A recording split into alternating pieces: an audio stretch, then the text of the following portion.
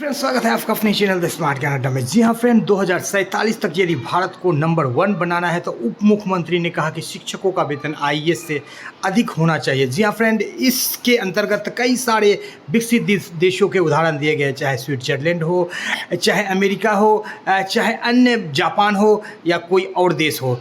कई ऐसे देश हैं जहां पर कि शिक्षकों का वेतन आईएएस से ज़्यादा है और ऐसे देश विकसित देशों की श्रेणी में है।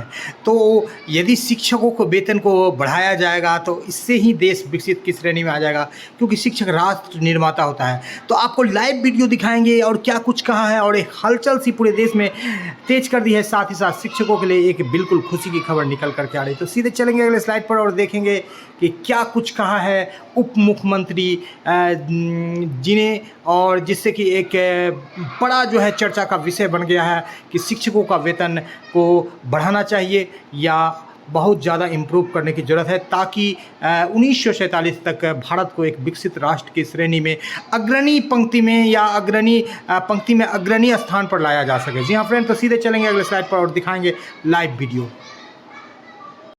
आज जर्मनी में मैंने नोट किया था अभी कहीं से, एक टीचर की सालाना सैलरी एवरेज, उसमें ऊपर नीचे की क्लासेस भी होंगी, एक एवरेज फिगर मैं दे रहा हूं आपको। एक जर्मनी के टीचर की सालाना वार्षिक सैलरी जो है वो 72 लाख रुपए है, और वहां के जो टॉप ब्यूरोक्रेट है उसकी सालाना सैलरी 71 लाख रुपए है। 72 लाख टीचर की है एवरेज, 71 लाख वहां की सबसे टॉप ब्यूरोक्रेसी का जो सिस्टम है उसकी है। स्विट्जरलैंड में टीचर की सैलरी वार्षिक 71 लाख रुपए है, और ब्यूरोक्रेट्स जो सीनियर टॉप मोस्ट ब्यूरोक्रेट्स हैं उनकी 64 लाख रुपए। आप अंतर देखिए, देश क्यों बढ़ रहे हैं आगे? कहीं ना कहीं वो अपने टीचर्स में इन्वेस्ट कर रहे हैं, वो सोसाइटीज अपने टीचर्स में इन्वेस्ट कर रही हैं। अमेरिका में, मैं कोई कंपैरिजन नहीं करूंगा, अमेरिका में एक टीचर की औसत सैलरी, वहां के टीचर की जो औसत सैलरी गिनी जाती है सारे फैक्टर्स को देखते हुए, वो करीब 46 लाख रुपए की, 46 लाख से 60 लाख रुपए गिनी जाती है। भारत में कितनी एवरेज? मुझे तो मिलती नहीं, आप ही बताइए। 12 से 15 लाख एवरेज है। कुछ तो करना पड़ेगा, है जी? टैक्स भी कट जाता है। नहीं, टैक्स सब मुझे नहीं पता ये फिगर्स में टैक्स है कि नहीं है। मुझे लगता है, मैं सही में दिल से बोल रहा हूं, किसी राजनीतिक उसमें नहीं, एक भारतीय होने के नाते बोल रहा हूं कि अगर हमें 2047 के भारत की नींव रखनी है और उसमें टीचर्स से हमें यह अपेक्षा करनी है कि आप 2047 के भारत का निर्माण आपके क्लासरूम से होगा, तो आज हमें यह निर्णय लेना पड़ेगा। आज लें, आज से 5 साल बाद लें, 6 साल बाद लें, 2 साल बाद लें, किसी समय पूरे देश को एक बहुत सोच समझ के निर्णय लेना पड़ेगा कि हमारे देश में भी टीचर्स की सैलरी सबसे ज्यादा, किसी भी अधिकारी से ज्यादा होनी चाहिए। यह हमें नियम बनाना पड़ेगा। मैं ये नहीं कह रहा कि टीचर्स को सबसे ज्यादा तनख्वाह दो और फिर जो सबसे ज्यादा सीनियर टीचर है उसको भारत का कैबिनेट सेक्रेटरी बना दो, नहीं, वो नहीं होगा। या डीएम बना दो। डीएम तो आईएएस को ही बनाना पड़ेगा। वो एक क्वालिफिकेशन लेके आते हैं, एक एक्सपीरियंस लेके आते हैं, खास तरह की नॉलेज लेके आते हैं, तो डीएम का काम तो एक आईएएस ही करेगा। लेकिन 5 साल में डीएम बन जाते हैं तारिक साहब, लगभग मराठी जी। तो 5 साल में एक आदमी डीएम बनता है, वो डीएम 5 साल वाला आईएएस ही बनेगा। लेकिन 5 साल के डीएम आईएएस की सैलरी और 5 साल के शिक्षा विभाग में काम कर रहे टीचर की सैलरी देखी जाए तो मेरी राय में 5 साल के टीचर की सैलरी ज्यादा होनी चाहिए एक आईएएस से। ये कैबिनेट सेक्रेटरी कितने साल में बनता है? 34 ईयर्स।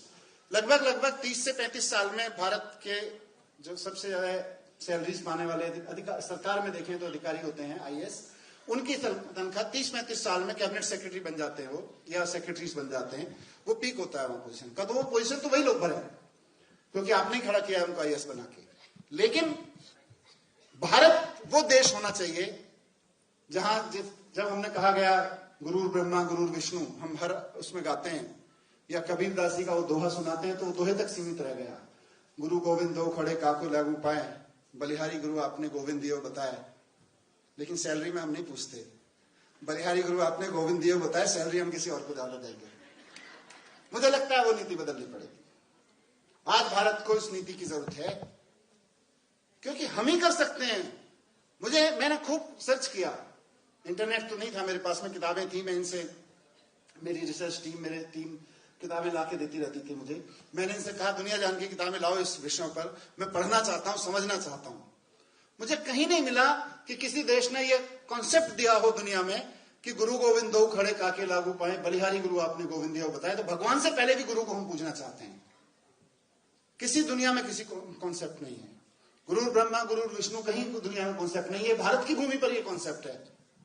तो फिर भारत ही वो भूमि है जहां से ये मैसेज जाना चाहिए दुनिया को कि हम सिर्फ कहते नहीं है, हम सिर्फ मंच पे गाते नहीं है, हम करते भी हैं। और सैलरी में भी हमारा वो रिफ्लेक्ट होना चाहिए कि एक टीचर की सैलरी सबसे ज्यादा देश में होनी चाहिए।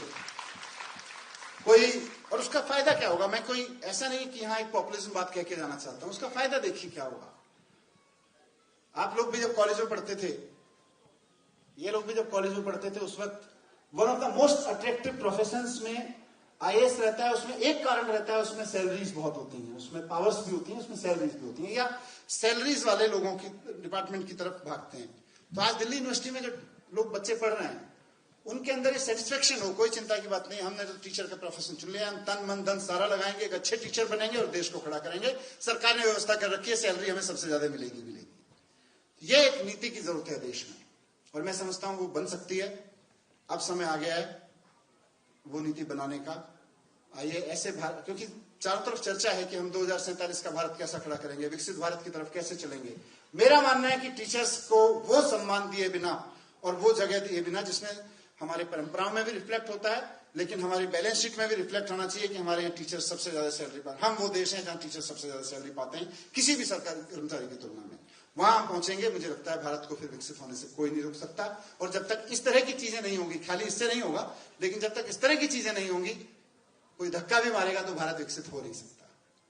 बहुत बहुत धन्यवाद आप सब लोगों का। आपने मुझे मौका दिया कि मैं आपके बीच अपनी बात रख सकूं। थोड़ी सी दिल की तो इच्छाएं थी, बहुत सारी चीजें हैं। फिर मैं मिलता रहूंगा, हम भी दिल्ली में, आप भी दिल्ली में हैं। Thank you very much. सबको बहुत बहुत शुभकामनाएं टीचर्स डे की। धन्यवाद।